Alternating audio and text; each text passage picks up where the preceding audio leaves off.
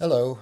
This video is a little less fancy than our others, but I wanted to get it out there to show off some features that people are saying are amazing and others are saying they can't find.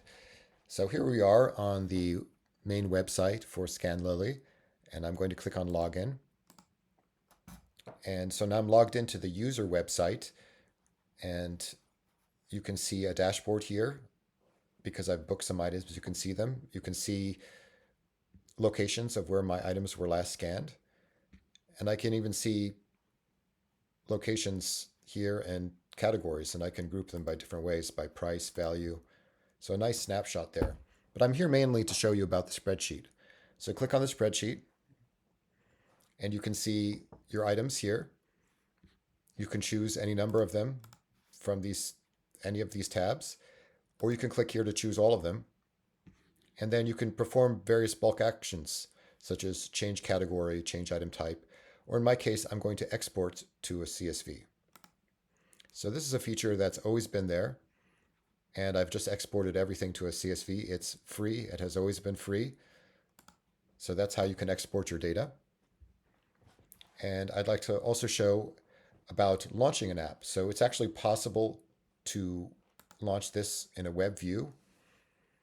So when I click there on Launch App, then I can actually use a web browser to navigate around. The user interface is a little different. You click on this to get to the item list, but I can get in there and I can change things.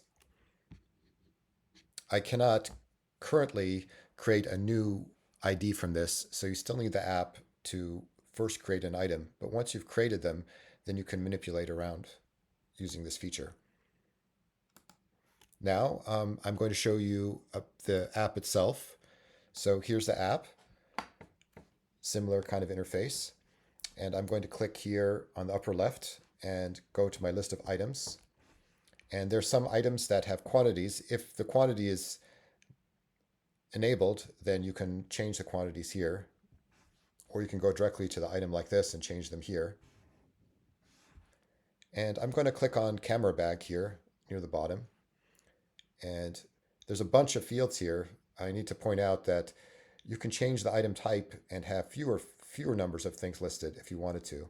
So the item type is how many different fields you should see. But I'd like to point out here something that might not be obvious to people, but is important. This little flower menu, you can click there. And from here, I can delete the item. So this is how you delete an item. You can also change it, add to a container, and other features such as the alerts. You can put a quantity alert if it falls below a certain quantity, although that's a pro feature. But delete is a free feature.